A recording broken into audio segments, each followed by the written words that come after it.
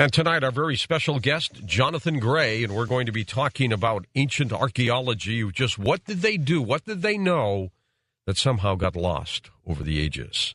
Jonathan Gray knows, and we'll be back with him in a moment on Coast to Coast AM. Jonathan Gray, international explorer, archaeologist, author. He has traveled the world to gather data on ancient mysteries, and over the past 37 years, he has penetrated some largely unexplored areas.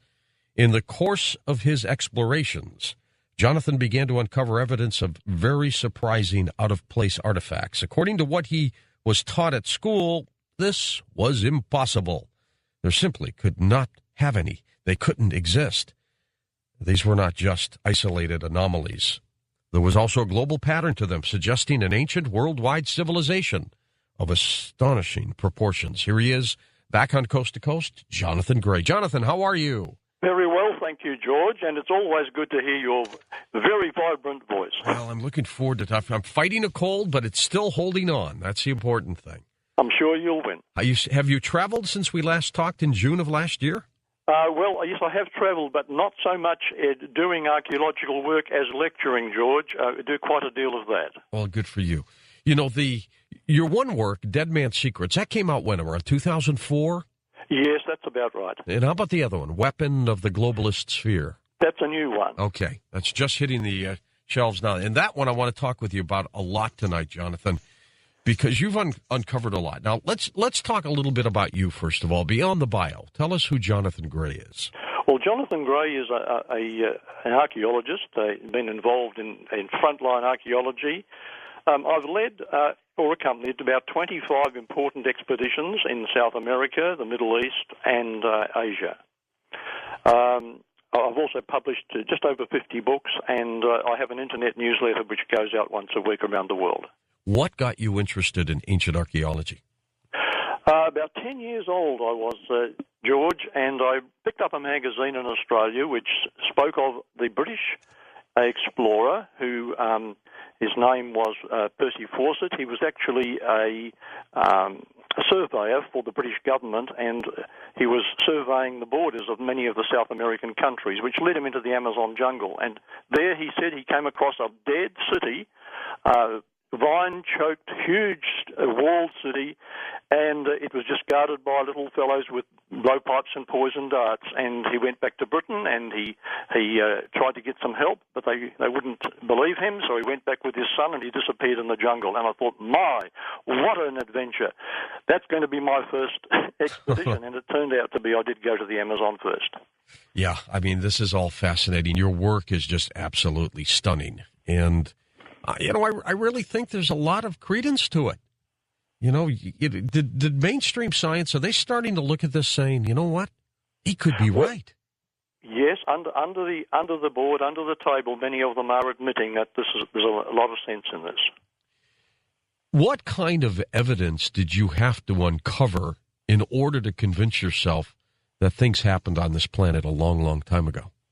Well, George, I guess one of the first things I saw in the Amazon was Egyptian hieroglyphics on metal plates in the hands of natives that couldn't read or write. And they said that their ancestors used to trade down the river to great ships that came in across the Eastern Sea. That perked my interest, but not enough yet. I was writing a history book, and it was going to follow the traditional route, of course. But in the course of this, over 30 countries, I began to dig up information that just didn't fit. And there wasn't just one or two, and you mentioned this, but there just wasn't one or two. It started becoming an avalanche. And then I saw a pattern globally, and the pattern is what fascinated me. There had to be a worldwide use of all these unusual things that we thought we are the first to invent.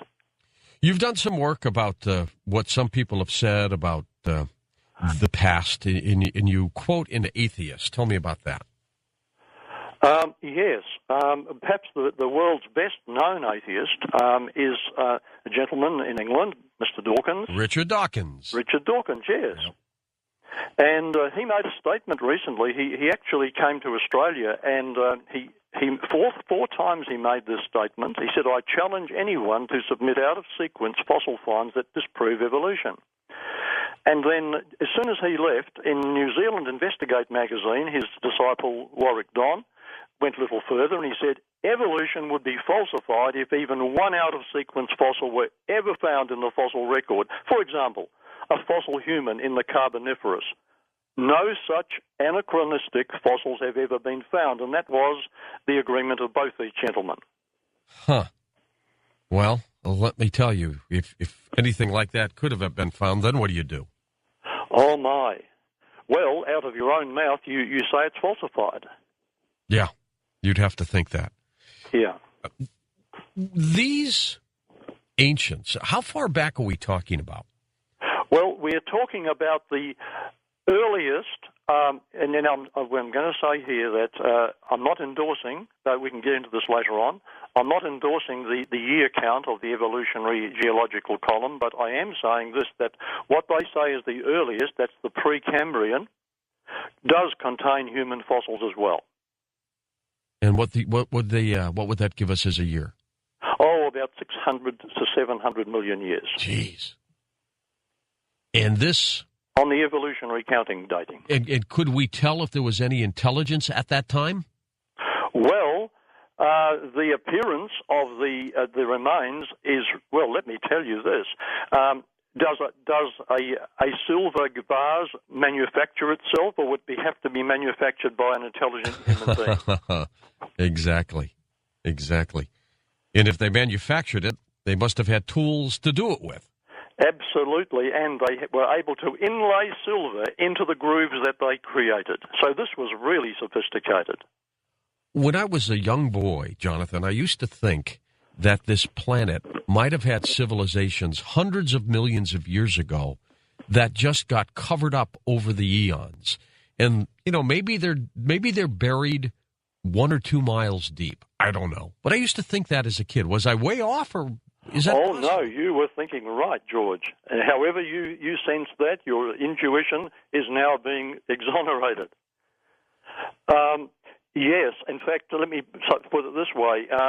Over in Pennsylvania, coal miners digging down at very low levels, about, 2 miles below the surface of the ground, doing a horizontal drive. In mines, like they call the drives are the horizontal cuttings underground. They came flat bang against a dressed stone wall, man-made wall. 3 kilometres, 2 miles under the ground. Now, when they reported that drive was closed by the mining company under pressure from someone else. And there's no way shifting plates could bring a city like that down there, or a structure. Oh, no, it would have been smashed to pieces. Would calamities cover it? Yes, and I do believe that we're looking at calamity here, not a slow evolutionary build-up of ground around it and just slowly building up for 3 miles in depth, 2 miles in depth. What we're looking at here is catastrophe, because we find much evidence right through all the layers of our planet, through all those so-called geological columns. Everywhere you go, there's evidence of catastrophic burial, where things that could otherwise decay or be eaten by predators are found preserved with a colour on them, the food and sometimes in their stomachs or intestines, and these had to be buried quickly before decay set in. Could these ancient civilizations have possessed the kind of technology we have now? Could they have had cities with skyscrapers and buildings like we have now? We have reports from ancient records that they did.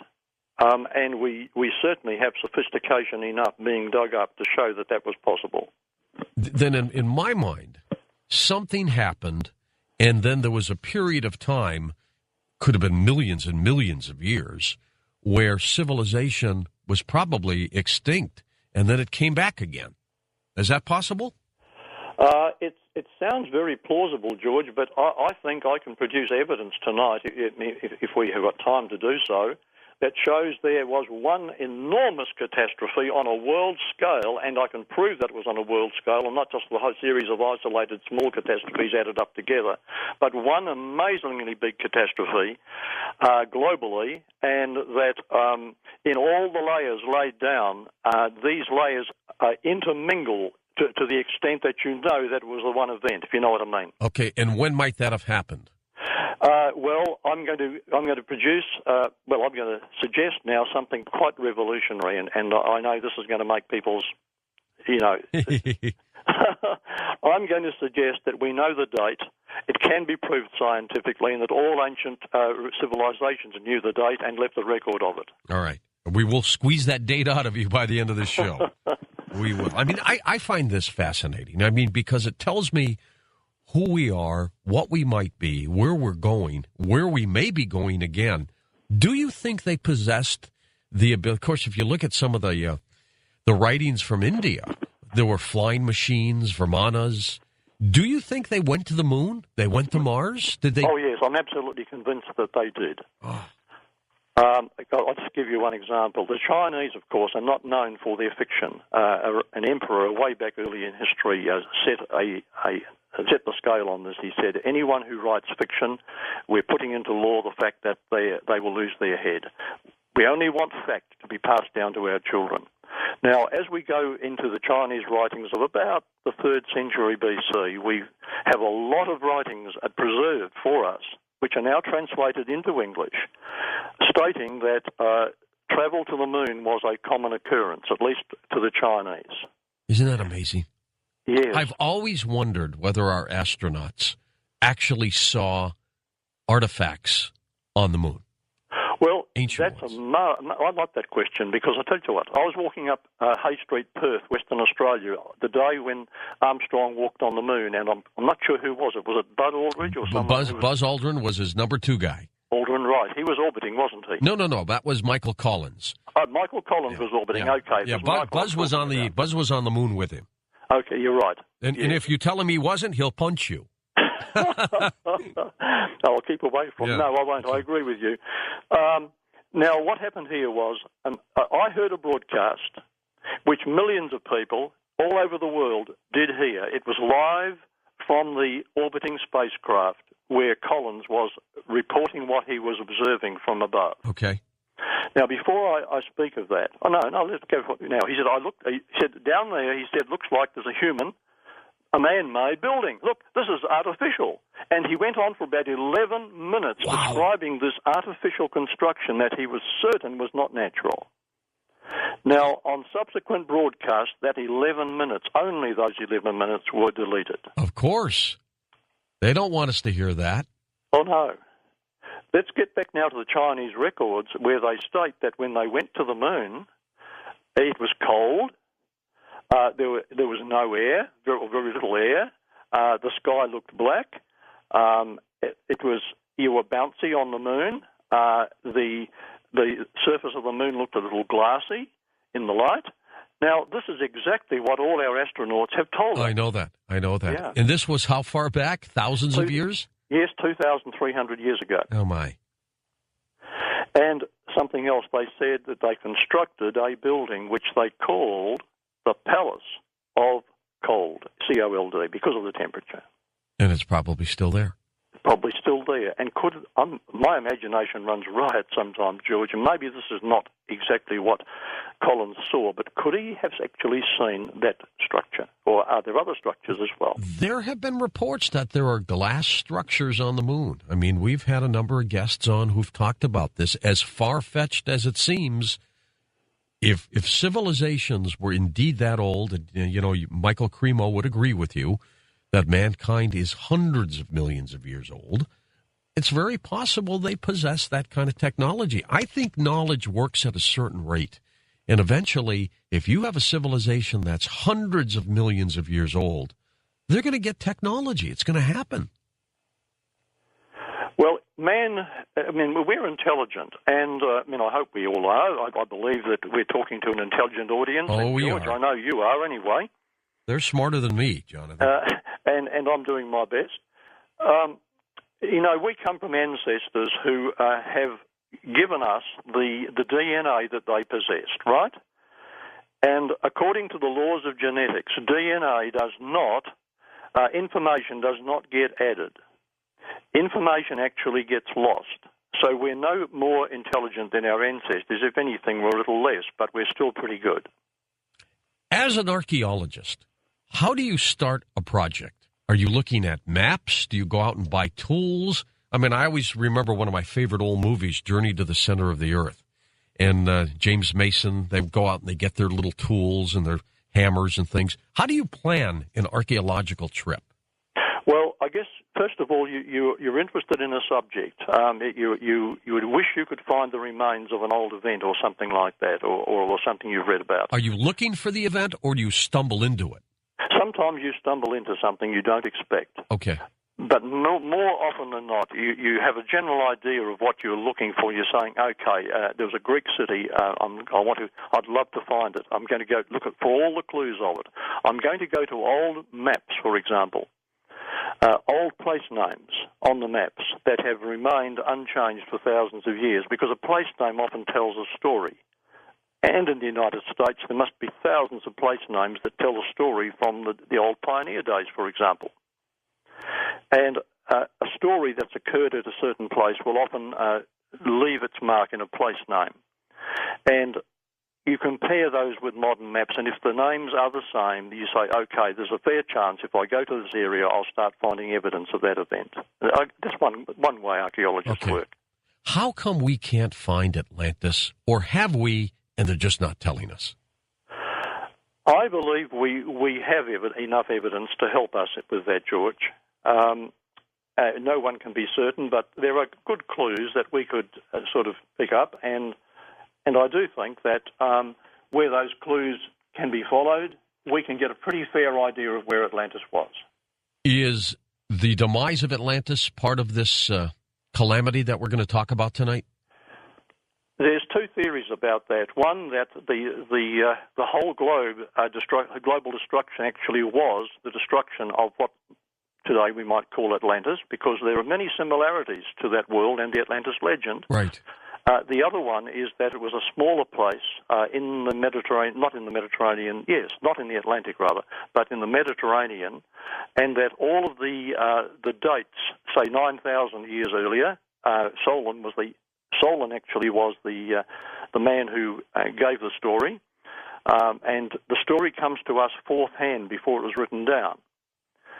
So it's impossible to be certain as to the authenticity of the legend or the precise time of the destruction, but there are reasonable grounds to place the event, assuming it occurred, not 9,000 years earlier, but 900 years before it was told. Oh, right. There are two words in the Egyptian language which are very similar, one for 1,000 and one for 100, and that could have occurred. Right. And if this is so, then where we have a figure of, say, 100,000, that would be 10,000, and so on, all the way through the story. What would have caused a landmass or a continent to sink?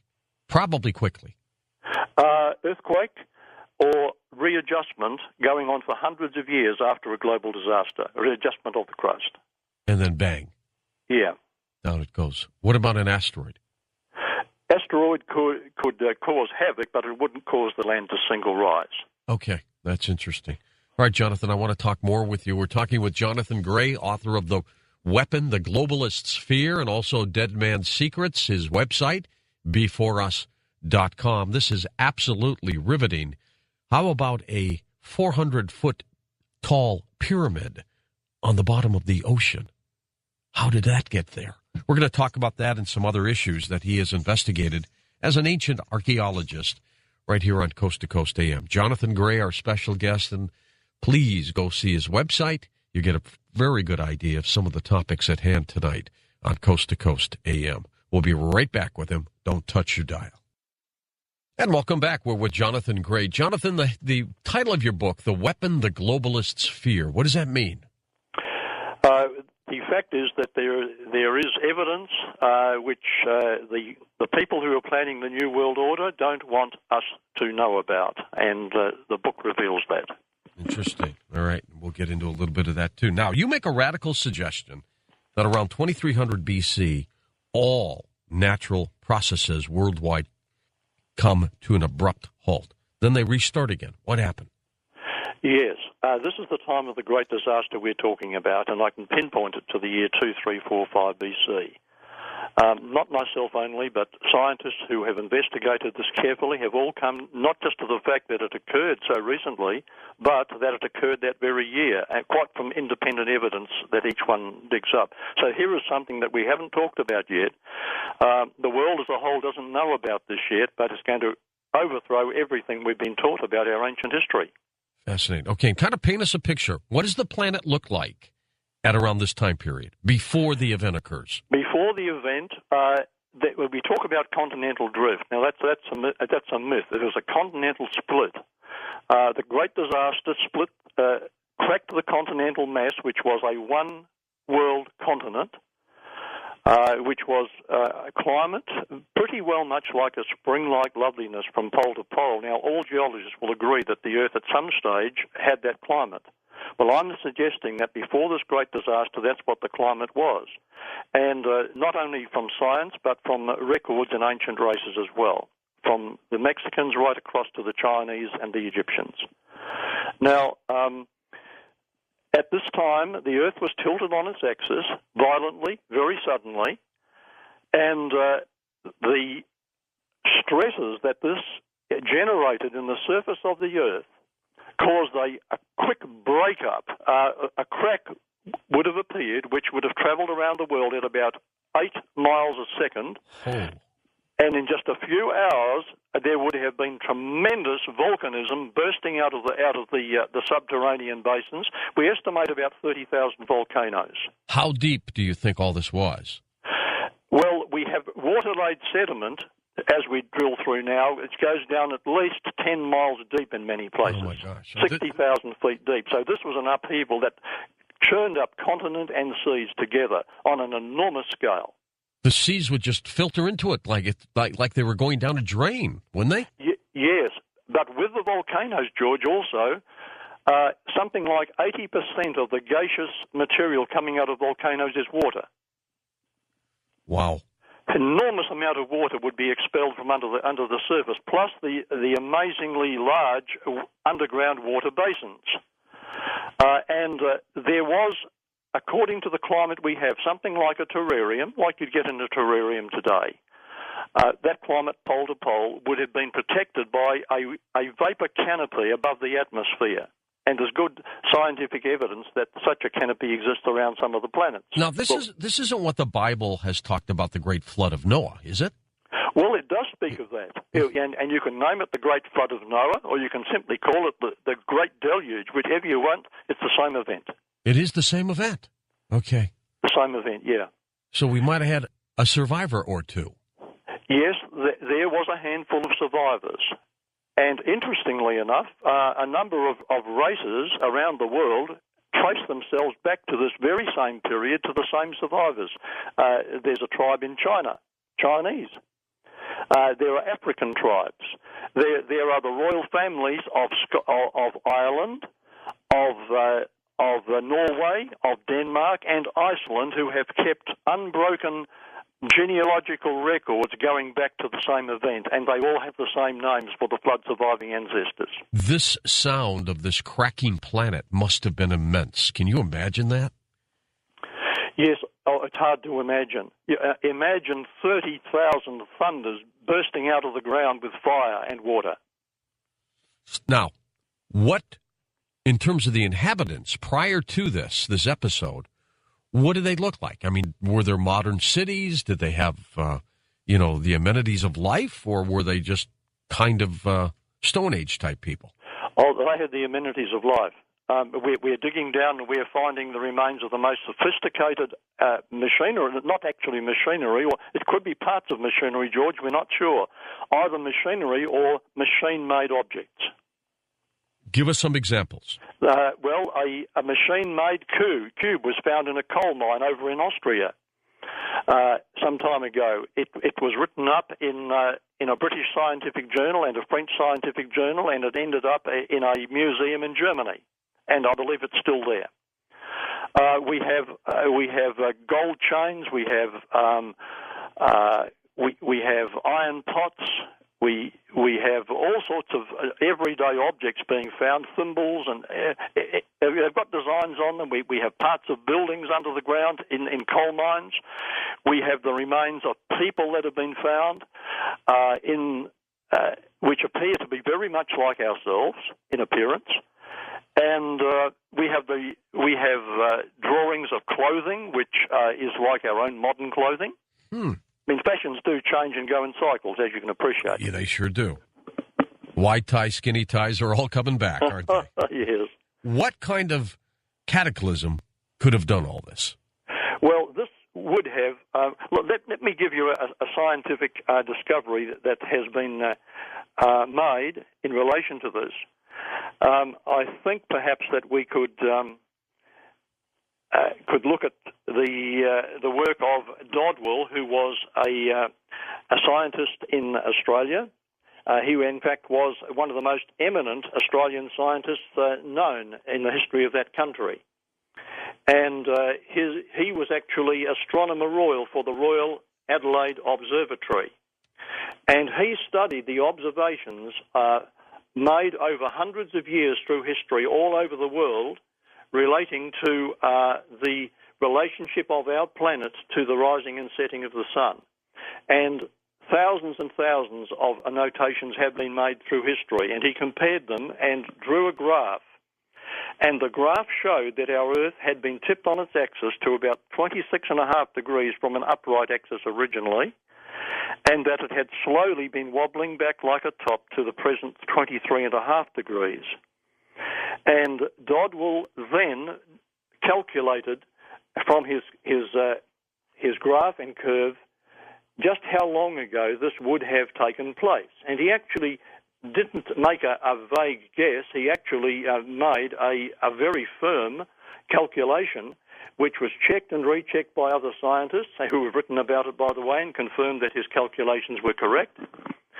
And he came to the conclusion and published it that the Earth was violently tipped on its axis in the year 2345 BC. Huh.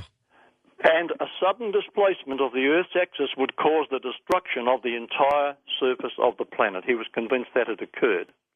And this sudden change in position would leave the Earth wobbling like a disturbed top. And indeed, the Earth is wobbling on its axis today. That's true. Now, George Dodwell, by the way, he served in the South Australian Observatory for 53 years. And his work gained worldwide recognition. In fact, he is commemorated by a plaque on the site of the old observatory in the West Terrace in Adelaide. That's how respected this man is. Now, what he called it was the secular variation of the obliquity of the ecliptic. Now, put simply, that's the measurement of the sun's shadow length by ancient astronomers from all the different continents. Okay. Now, Dodwell's research was confirmed by Dr. Rhodes W. Fairbridge of Columbia University and published in Science magazine, which is one of the highest regarded magazines on Earth among scientists. So the evidence shows a tipping of the axis in 2345 BC, followed by a measurable corrective wobble. And there's a clear pattern of recovery since that date that has not been disrupted to this day. Are these kinds of events, Jonathan, cyclical? Do they happen time and time again? That would have to be a theory, but there's no evidence for anything like that, George. Well, that's good. That's good. Let me ask you a little bit about the Mayan culture, right? We've got a calendar that apparently ends around 2012. Their culture, we know, was around 3100 BC. So where's the gap here for them? Well, actually, that's a very interesting question because if their calendar goes back to 3114 BC, we would say, okay, they've been interrupted, therefore there could not have been a cataclysm in 2345 BC. That'd be a conclusion. Unless they somehow survived it. Now, the reason for that date is simply that they started at the end of a cycle and then extrapolated back to a beginning of that cycle. And now, the Maya were very, very good astronomers, as you know. In fact, their measurements of the length of the year and the day are more accurate than ours were until we discovered it. Now, what they did was this.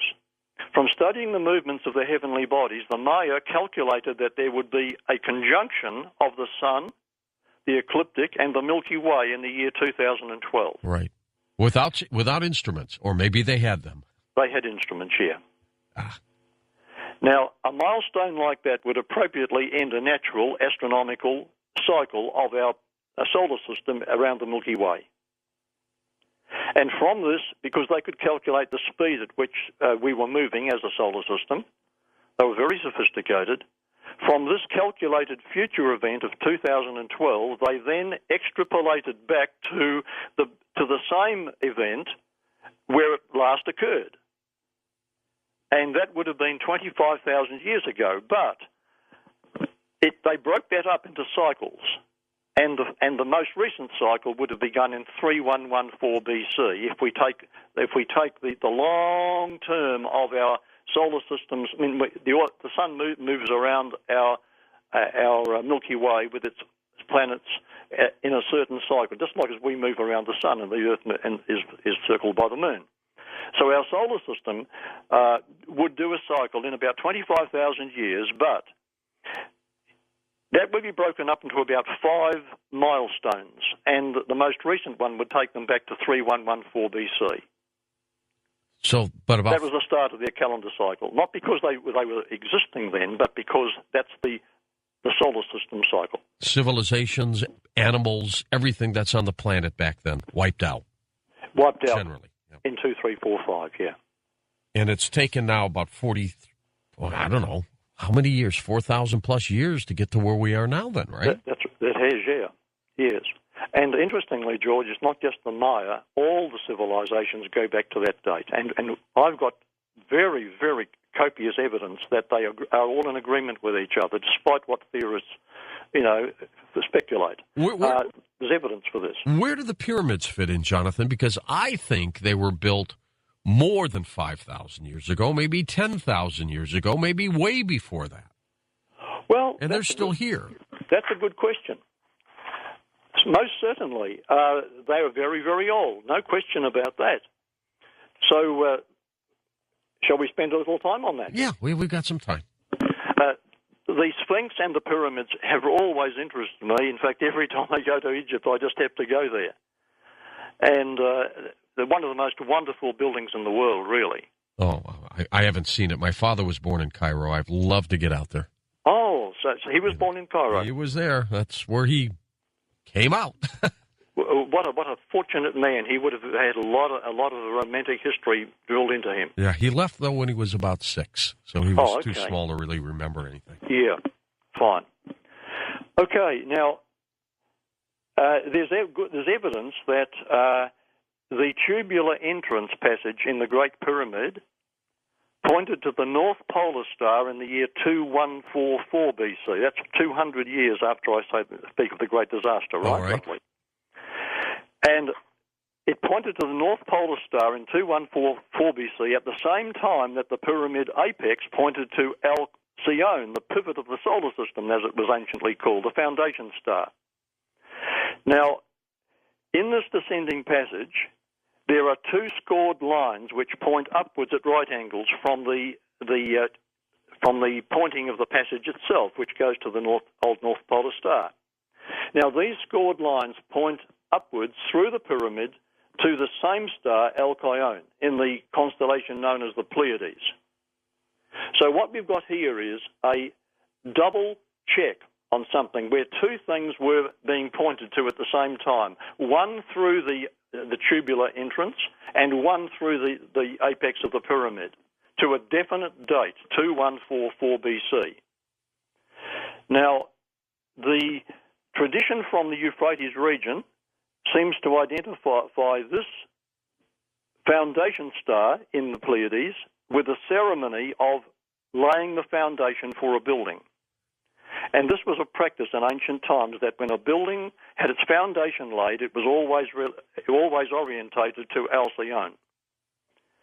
So I'm asking this question: was the pointer to Alcyone as the foundation star fixed in stone to record the date of the foundation of the Great Pyramid? Strong possibility. Maybe. However, we have other things to consider on this. The Great Pyramid actually is so accurate in its measurements that it can measure out the fraction of the yearly cycle, our 365 and a quarter day cycle. And there's still the argument, who made them? Yeah, that's right. The Egyptians, by the way, say that others came into Egypt and did it in the reign of Cheops. Technology, what did they have? They had the ability to raise heavy weights with sound waves. We know this simply because we've got the agreement of ancient records in South America, in Asia, and in Egypt, all converging with the same answer. So they didn't think up a lovely story separately. There had to be some kind of truth to what they were writing. They said actually they had control over sound waves, that they could affect the atomic structure of an object so that it would not be held back by gravity. So they had some kind of device that would resonate, and it vibrated to the point where the blocks just, had no weight, basically. Yeah, that's right. Which would make what we find today quite easy. I mean, we've got over, for example, in Baalbek, great stones lifted 20 feet above the ground, and these stones weigh 2,000 tons. Not 200, not 20, not 2, but 2,000. And we don't have any lifting devices today that can do that. What about the talk of Adam and Eve? Is this after this calamity, or were they before? Before. Okay.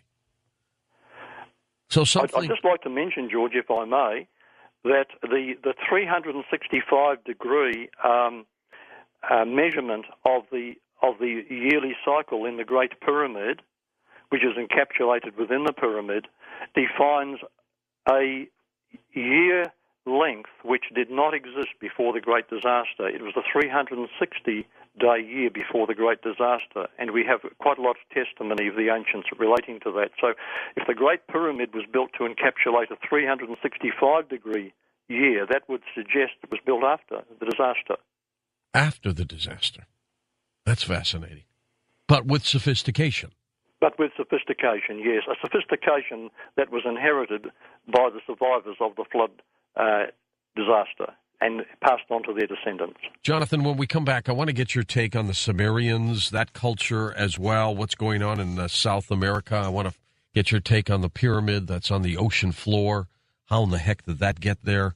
And, just so many more. We'll be back in a moment with Jonathan Gray on Coast to Coast AM. And our special guest tonight, Jonathan Gray, his latest work, The Weapon the Globalists Fear. We'll find out a little bit later on what that weapon just might be. Jonathan, what can you tell us about the Sumerian culture? The Sumerian culture is reputedly the earliest of all the cultures, but the evidence now shows that the Sumerians, the Chinese, the Mexicans, the Egyptians all started roughly around the same time from a common beginning.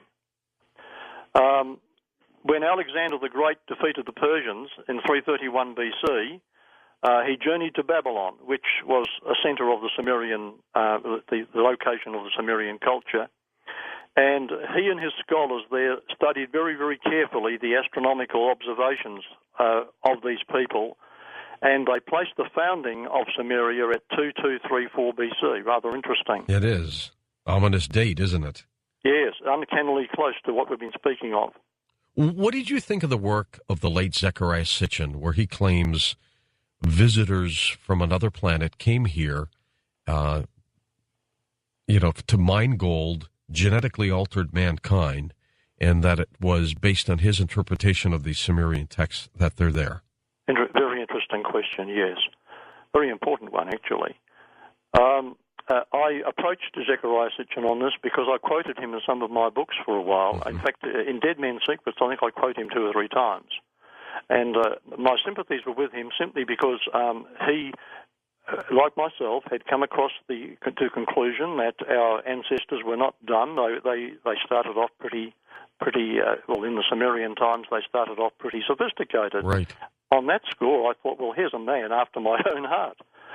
But as people began to contact me further, they said, but what about this? What about this? And it it began to disturb me. So I contacted Zechariah in March this last year while he was still alive, and I specifically asked him, can you please tell me where I can find the Sumerian documents that you speak of? And I spelled out the Anunnaki, I spelled out Nibiru, the whole story of this mining on Earth and so on. I said, where are the Sumerian documents that tell us this? Because I'm going to have to answer people that put their trust in what I've written about you. He wrote back and was not able to tell me. He says, it's in my books. Well, of course, I'd read all his books, and I knew there was no evidence in his books. It was just the story. So I went on a search and discovered that we now have translated into English all of the Sumerian documents that have ever been unearthed. And there are 2 universities in America that now have made those available. And I specifically zeroed in on those particular subjects and found that they're not even in the Sumerian documents. Nibiru was mentioned, but as a human being that was deified after his hero life, and that was all it was. The Anunnaki were human beings who were very elite in their community, but they were not outer space gods. But advanced, nonetheless. And Nibiru was the name given to heroes when they died. Sometimes they would, Nibiru and other names were given, but Nibiru became the name given to the planet Jupiter, which is always visible, because this particular hero in Sumerian history did acts which made them honour him, and they said, all right, when we look up at Jupiter in the sky, we'll always remember him. That's the closest Nibiru ever got to being a planet, was a deified human identified with a planet after his death. Why does there seem to be resistance by mainstream science to some of these theories? I mean, big deal if we are hundreds of millions of years old. That would be exciting. Why do they fight this? The geological column, George, destroys the theory of evolution. That's as simple as that, really. Let's look at it this way. We started out with the challenge by our friend Mr. Dawkins and his protege, Mr. Don. Mm-hmm. Now, I happened to come across a dear man over there in the United States, a real true-blooded American. His name was Ed Conrad. And Ed actually, over there in near his hometown, began digging around, and there in the open coal fields, between coal strata, he came across a human skull, a human finger, and I think it was about 2 or 3 dozen various human remains. Now, he went to the Smithsonian with this, and he had a real battle. In fact, it's been going on for about 20 years. His first petrified skull was found between these coal veins, and 2 teeth were found inside it. Now, the Smithsonian promised to analyze it for him, and they said that they would they'd do a proper scientific examination. And before he did this, actually, Ed had learnt that bone contains very small Haversian canals, and their presence is conclusive evidence of bone. Even if the bone has petrified, the canals are petrified as well, because they're just the holes in going through it. They're an integral part of the cell structure of bone, and they're the passageways for the process. Now, the Smithsonian, contrary to their promise, did not examine the cell structure, or if they did, they accidentally clamped up on what they'd found. Right. Now, Ed continued to pressure them, and they promised to examine further. Well, he kept coming back, and they just ignored him. And he pressed them, and all he got was weak excuses. And so he began to worry and say, hey, what's going on here? So had they discovered something that might blow their evolution theory sky high? Well, he continued to find more and more objects. And he took one of them, a photo of one of them actually, was forwarded to Wilton Krogman, an internationally acclaimed bone expert, and he's actually one of the world's foremost human comparative anatomists. Was he excited about this? Oh, he was. He said, this is a premolar tooth. And he said, man, you've got something that's going to go down in the book on human paleontology. An unbeatable combination, hominoid teeth and mammalian bone. Did it ever go down in history? Well, Krogman recommended that an infrared scan be done, and it was sent to the American Medical Laboratories in Fairfax, Virginia, and they confirmed what he suspected. Now, Ed sent a copy of the scan to a man called Rye at the Smithsonian, and that was ignored. He made other requests for several major universities, and they were ignored. And then he learned from a newspaper article that a medical surgeon in Pennsylvania was able to interpret the scans. And this man agreed to do so. And in his response, he said, the scan identifies your material as compatible with either tooth or bone in origin. So Ed was being confirmed by one expert, now another expert. But anyway, he continued to battle the super scientist to get his discovery examined, and for over 20 years they kept giving him the royal runaround. Just rocks, they said. And he Human kept at it. remains could never be found in coal. Shut up, Ed, case closed. But he wouldn't stop. No, he wouldn't stop. And in fact, I spoke to Ed just this week, just 2 or 3 days ago, and I told him I was going to come on your program, and hopefully we might just mention this, Sure. George. Ed said, I'm willing to go on TV with the Smithsonian experts. And he challenges anybody on the face of this planet to sit down with him and an independent board of review and watch the videos of the testing.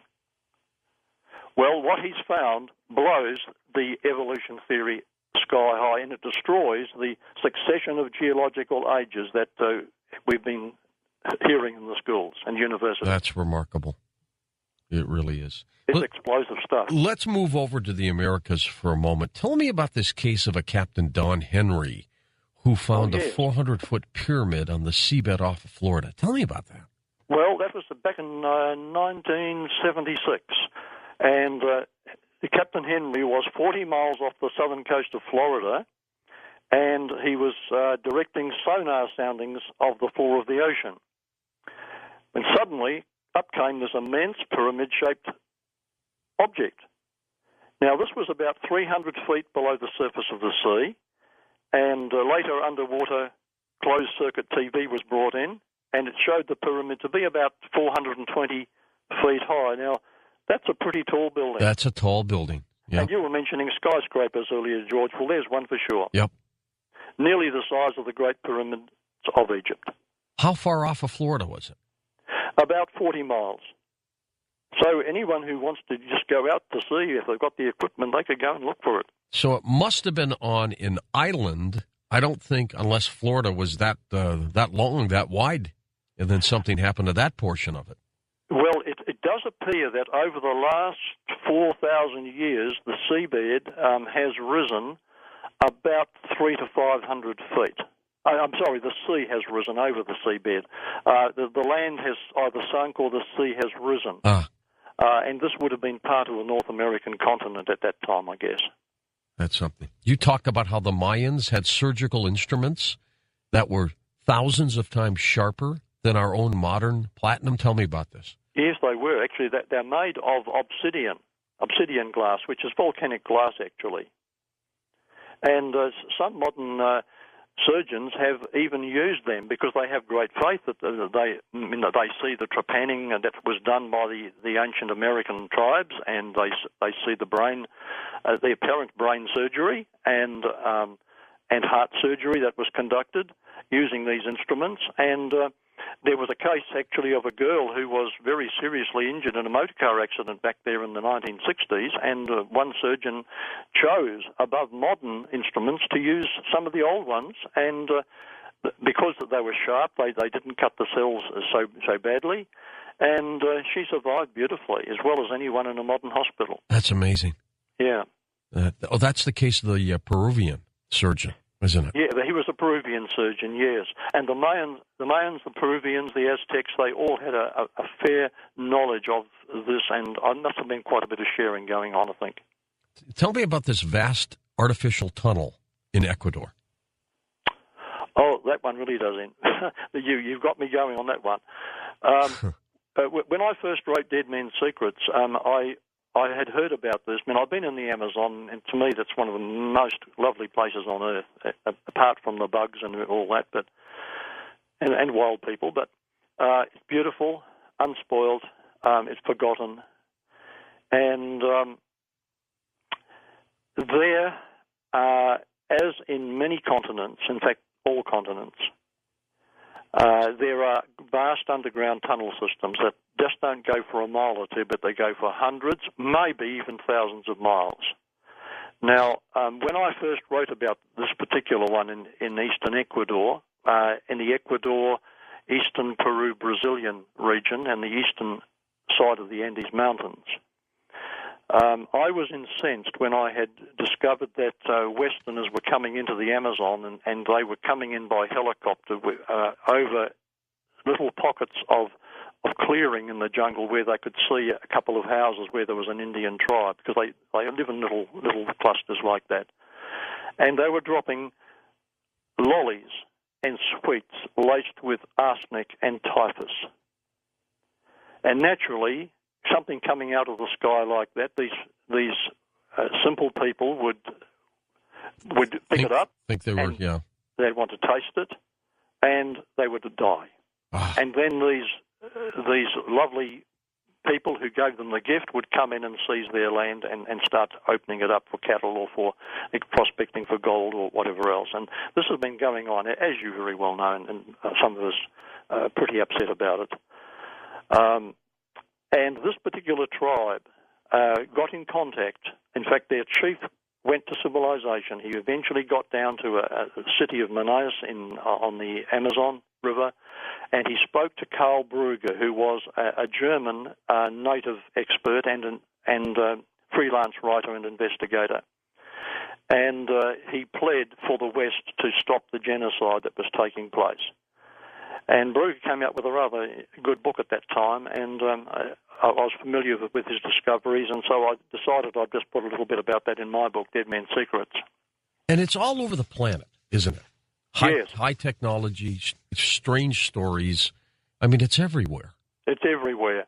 And what happened, George, was that this tribe, 30,000 of them actually, a whole nipped family group of tribes, went underground. They decided this was the only safe course they could take, and they went in to live at some of the underground cities that were already existing from ancient times. Now, soon after my book came out, well, pretty soon after, a Canadian scientist contacted me. He's become a good friend now, Jerry, and he said, "Look, we were prospecting and exploring in the Amazon, and my group was ambushed by a tribe, and I was taken. They got away, but I became a prisoner, and I was led through the tunnel system to their city. And as you approach a city underground, you get to a certain level, and suddenly lights start coming on automatically. When you go past that area, the lights go off behind you." Weird. Ancient, very ancient. And you know that this civilization didn't build this. It was done way before them. This present civilization is only occupying it. That's right. Yeah, it is. And we can go to Europe and Africa. In fact, in South America, one of your presidents, Theodore Roosevelt, was shown the entrances to more tunnels in Chile. The British missionary, what was his name? David Livingstone was taken into tunnels in Africa. Along with Stanley. That's right. Yeah. Yes, and the astronaut, the first man to walk on the moon, went with another Stanley Hall, into a tunnel system in Ecuador, and they explored underground for 2 months. And I've corresponded with Mr. Hall, and he's a very level-headed fellow, and so was Neil Armstrong, and they actually had the support, and they were accompanied by members from the University of Edinburgh and the University of Quito. So these are real. These do exist. I've had friends go to an underground tunnel system in Spain, and they've sent me photographs of what they photographed while they're underground. Well, you know, Columbus may have discovered the New World in 1492, but there were others way before him. Oh, most certainly. The myth of Columbus being the discoverer, he was only the rediscoverer, wasn't he? Yeah, he was the modern one. The modern, that's right. You've talked about maps, ancient maps of the world that have, disappeared? Vanished? Yes. There are several of these, actually, which are based upon a spherical Earth. So they knew the Earth was round, and they knew longitude and latitude, which was later forgotten and only rediscovered in the last couple of hundred years. They drew their maps on that basis. The curvature of the Earth is very obvious on the maps they draw of Antarctica and North America and South America, for example, and Asia as well. Where the curves are, it's not like you see on a flat map, it's like you see on a circular globe. You have talked about the 2,000-ton stone building blocks in Lebanon and Balabac. Yes. To me, they were landing ports. I don't know. Well, they were certainly sophisticated. They were done with machinery. I have no doubt about that. They were cut around. And they were put in place, weren't they? They were put in place, yes. And today they form a foundation upon which the two largest Roman temples in the whole Roman world were later built, but they dwarfed those temples. It's truly amazing. Well, when we come back, Jonathan, I want to talk about your latest work, The Weapon of the Globalist Sphere, and find out exactly what that amazing secret is that you've discovered, and we'll talk about that. Next hour, we'll open up the phone lines and give you an opportunity to chat with Jonathan Gray. His works, of course, Dead Men's Secrets in The Weapon, the Globalist Sphere, and others. Just simply go to his website, which is linked up at coasttocoastam.com. beforeus.com. I'll be back in a moment with Jonathan Gray, and we'll talk about this amazing secret. What could it be? Well, next hour, we'll take your phone calls with the international explorer and archaeologist, Jonathan Gray. But I'll be back with him in just a moment on Coast to Coast AM. Jonathan, in your work, The Weapon, the Globalist Sphere, you talk about an amazing secret in the foundation rocks of our planet. Now, tell me about that. What does that mean? Yes. Well, perhaps we could look at that first. I think that's a good idea. Okay. Right.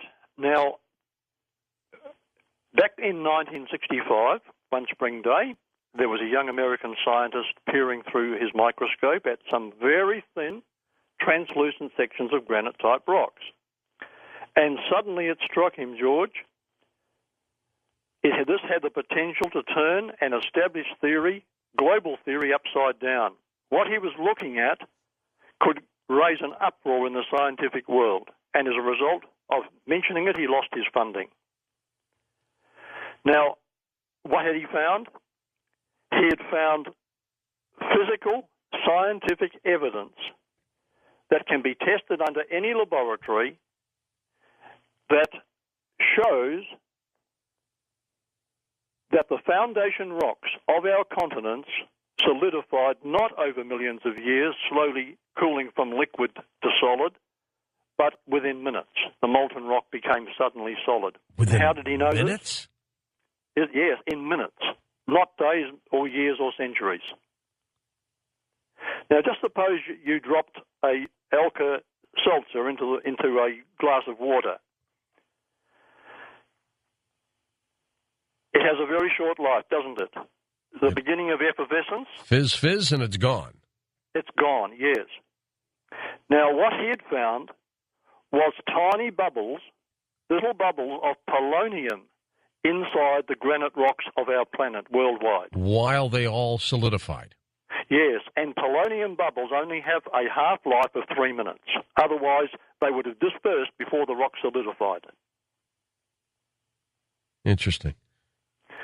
Now, he published this in the magazines of peer review. He battled the establishment for more than 20 years.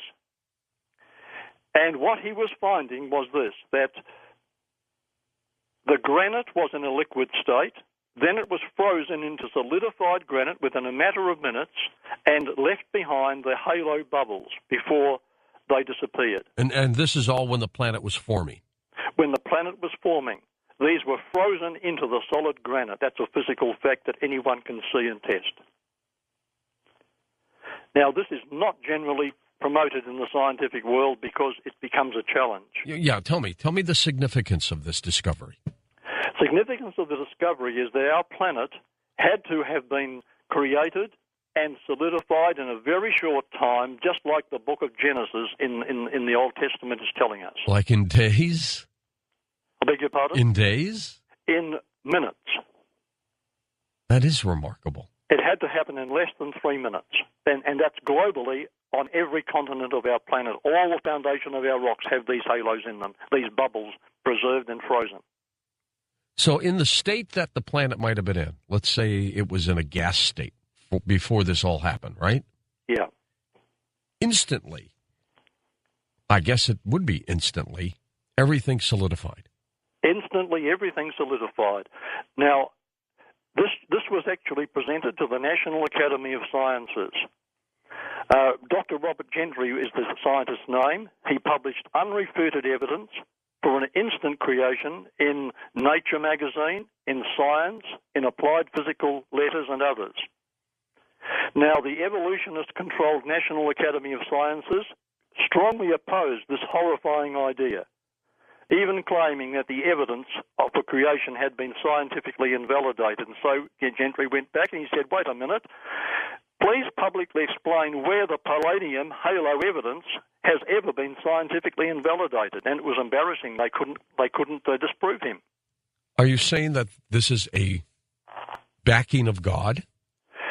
He said, what else could it be? It was a sudden intervention in the liquid state, and it froze in 3 minutes. Hence, the globalists don't want us to know this. They don't want us to know this. And why don't they want us to know, George? I do believe that what we've got here is a philosophy that's taken over our planet, and it's a battle now between a document and the death squad. I mean, we all know that there's a plan put into operation now to eliminate most of the world's population. And the planners say this needs to be done so they can have their utopia world. Now we've got this coming along, which is a bombshell set to explode in their face. They would love another calamity as long as they weren't part of it. Oh, yes. They'll be the minority, won't they, who survive? Yep. Now, we might be aghast at the dangers of a nuclear bomb at the hands of terrorists or renegade governments, but even more deadly than all of this is this intellectual bomb that's been let loose upon us. It's the nihilistic mindset that's been dominating scientific thought for the last 150 years. It's based upon the theory that we are here by accident, we are all useless eaters, and that the survival of the fittest means that the use of force and cruelty to crush the weak is justified. That's the mindset that's taken over our planet. Well, that's true. Now, how did, in the book of Genesis, did they know this? Did they know the timetable of the formation of the solar system, the planets? How did they know this? Well, the writers of the book of Genesis state that the Creator actually conveyed the information to them, because they, of course, were not witnesses, but whoever was around at that time conveyed the information and said, this is how I did it. What do you think? So this means that the book of Genesis is no longer relegated to fantasy and myth. We've got here scientific corroboration of its claim. In minutes. It said, in the beginning, God created the heaven and the earth. And this is the document they hate. And you can understand why now the taking over of our educational establishment, of our scientific establishment, and of virtually every establishment that now controls our society has been done with a purpose in mind to control, to eliminate, and to discredit the book of Genesis. And I mean, that's the one book of all books that the establishment is against. It's like they'll discredit it, they'll poo-hoo it, they'll say it's myth, they'll say it's nonsense or it's religious garbage, but they will not admit that it's scientific truth, because that will awaken people to say, hey, we're not useless eaters, we're not people who have no value, we're valuable people, we were created, we were given dignity, Our families are to be free. We are to be respected, and we are to respect one another. That's the message of Genesis. That's a great story. I mean, it's the opposite from the agenda that's now being put into action. How come this isn't publicized other than in your work? Well, I guess I stumbled across this, and I'm out now, George, to get the world to know this, and I hope I get a few helpers, because this is going to empower people to be courageous and to have some hope at last, after all. Other than divine intervention, scientifically, what caused it to form so fast? It could not form so fast given its own natural state. It would have had to taken slowly. There had to have been intervention. There was intervention. Something. Yeah. Some divine power. Yes. Kicked this thing into high gear. Exactly. That's the only scientific thing that makes sense about it. Because you take the laws of nature, they wouldn't let it happen. Would you assume the other planets were formed the same way? Well, we can only extrapolate, I suppose, from our own planet, but I suppose it would make sense that if it happened to this planet, it would happen to others. It's pretty remarkable. Let's take just the few minutes that we have, and then we'll take phone calls next hour with you, Jonathan. Back about structures on other planets and on the moon. Yes. They could be there. Well, yes, they could very well be there. They have and I believe they have a human explanation. I mean, we've been to the moon before. We've been to the moon now. We do not have to invent people from worlds in many galaxies away to have constructed these. We're very close ourselves. Why couldn't we have done it? I think it's happened. I think people who think they see structures on the moon or on Mars, I think they're right. The Hoaglands and people like that. Yes, I believe you're right. And it's interesting that the Russian Sputniks there was a Russian probe to Mars some years ago, and they looked down and they believed that they had seen a structure of a city, a circular city with streets going out like spokes of a wheel. And, of course, they were shouted down by the West, and I think perhaps the Russian scientists had seen something there. I believe that there were nuclear wars on this planet in the past, don't you? Oh, most certainly, yes. I mean, there's a lot of evidence. You know, there's green glass in the deserts there. And what causes that? Atomic energy is able to cause that. So what's new for you next? Where do you go after the weapon of the globalist sphere? Is that the book out yet? I couldn't find it. Oh, I see. No, it's only available on my website at the moment, George, but I hope we can get it out to a wider audience soon. Okay, I was looking at it on the website, but I went on Amazon a week ago to try to pick it up, and it's not up there yet. We got to get you on that. Thank you. Get you going with that. Now, the speed of all of this, you are convinced then mankind, intelligent mankind, is how old? I'm convinced that if the book of Genesis is correct, we've got to take it more seriously than we have been. And that there is no reason to believe that there's no scientific reason why the strata of the Earth that we see today in the geological column could not have all been laid down by catastrophe, mostly during that great disaster in the past, and that what we look at as taking millions or hundreds of millions of years was not necessarily so, because this strata shows us.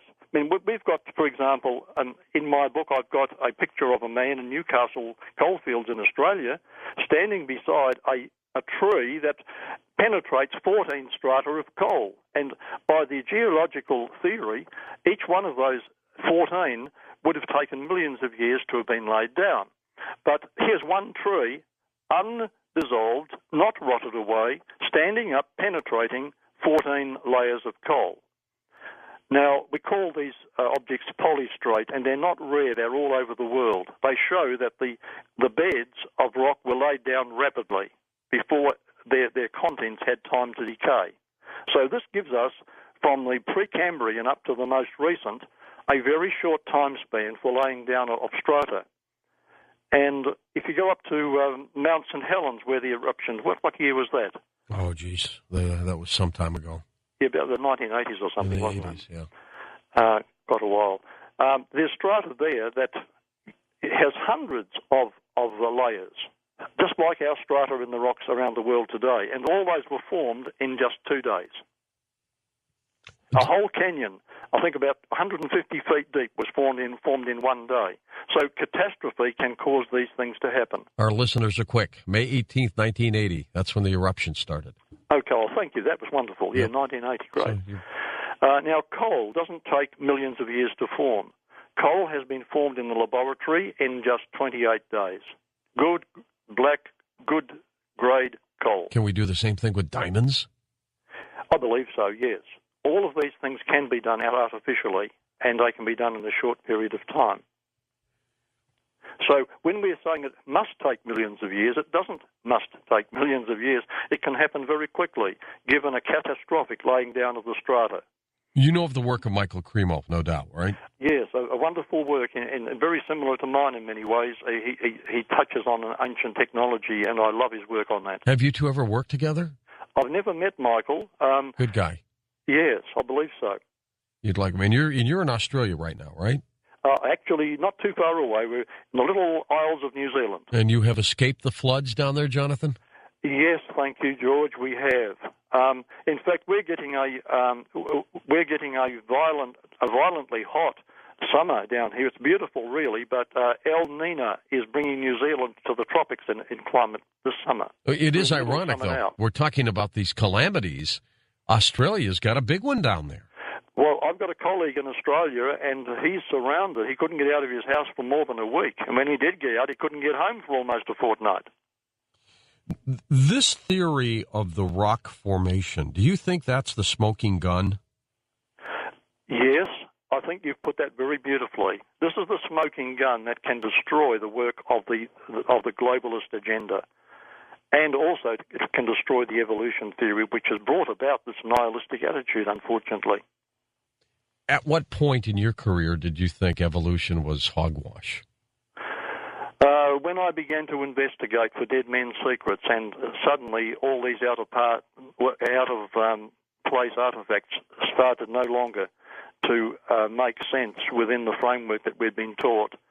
And it became obvious that a caveman had sophisticated clothing, for example. But we've got cave drawings that go back several thousand years, and these were contemporary with the post-flood civilizations. I think there's good evidence for this now because of the structure or the type of artwork that they had in the caves is very similar to that of the early Sumerians and Egyptians. The caveman artwork. And it shows people in pantsuits and with purses and hats and all sorts of things. This indicates that caveman he had a civilized beginning. And just like today, up here in New Zealand, we've got a man who went bush and became living in a cave. He was a school teacher before that, but he got a little bit sick of the rat race. Mm-hmm. So cave people had to take refuge when their cities were destroyed by nuclear holocaust or by some natural means, and they are not the remnants of evolution. They're rather the survivors of destruction of civilization. How many forgotten secrets are out there, or hidden secrets? In my book, I've listed just over 1,000, but that's just the tip of it.